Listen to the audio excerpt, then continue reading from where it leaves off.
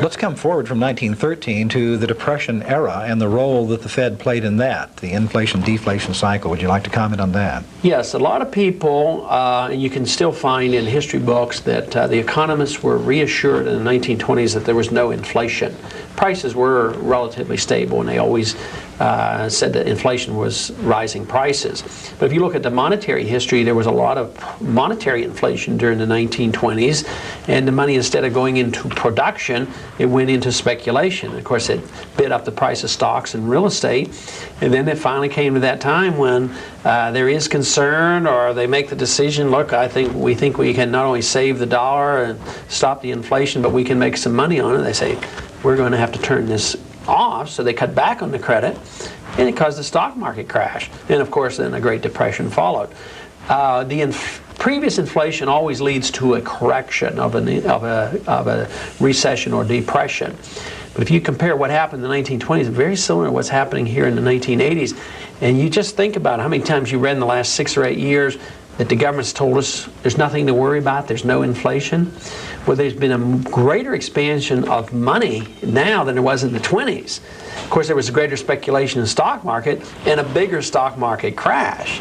So I anticipate, and many Austrian free market economists anticipate, that the recession that's coming will not be a recession at all. It'll be a depression. It'll probably be bigger than the one we had in the 1930s, because it will be the correction for all the malinvestment, all the mistakes made because of this artificial credit pumped in by the Federal Reserve System.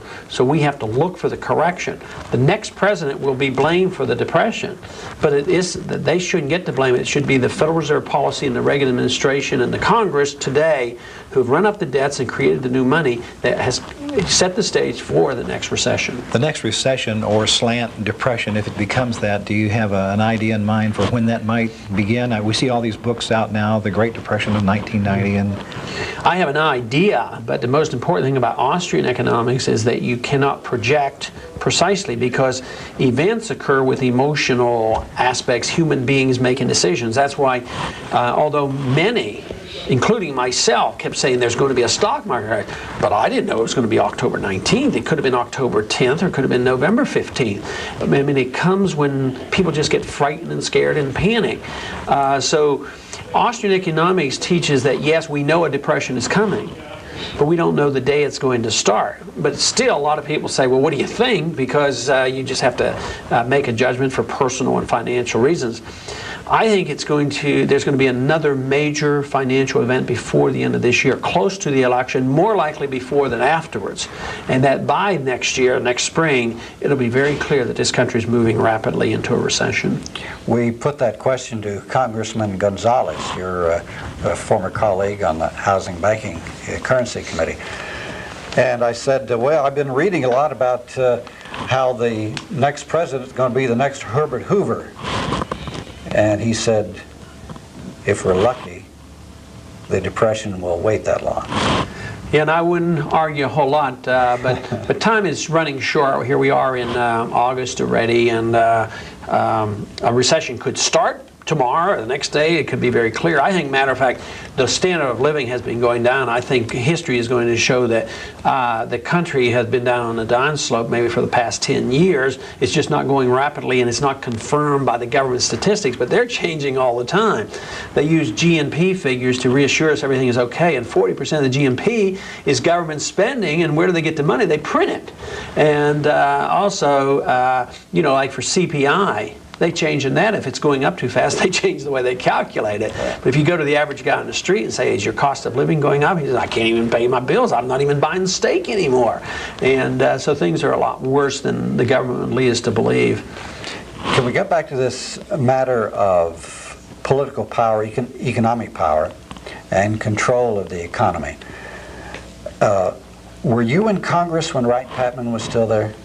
No, but I was in Congress when his son was there. Okay. I think it's Bill Patman that was there, but I didn't know Wright Patman. Wright Patman, of course, was the chairman of the banking committee at one time, and he had some good ideas about the Federal Reserve. Oh, he had, in my studies on the American power structure, it was a real gold mine, because his committee, the one which you came on later, made studies of how the big banks in the United States control the corporations in the United States, and it's incredible through interlocking directorates and stock ownership. With they, I guess, did you see much of this while you were there on the committee? Not in the detail that he had looked at it, but it's obviously very clear. The one thing that I picked up from Wright Patman was his bill to audit the Federal Reserve, and I only made minor modifications to it. I dug that out, and he, of course, was a champion of openness in government. He wanted to know what the Federal Reserve was doing, and he never, finally, I think in his older years, they had voted him out of that power position. You know, even before he was out of Congress, he lost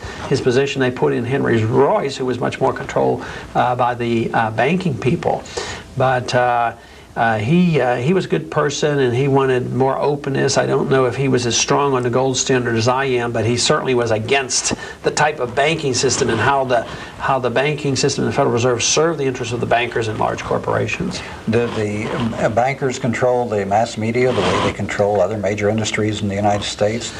Probably so, and certainly a lot of people say that. I guess I hesitate only that I don't have, you know, the proof sitting in my hand, but I think it's very clear. I can see it in government, and I saw it in banking, and certainly it can't be surprising if they're involved with other large corporations, why the media wouldn't be very much involved too. It would be more of a surprise to find that not to be the case, but I don't think I could take them into court right now and give them that proof that is necessary. But I think those who have studied it feel that that is the case.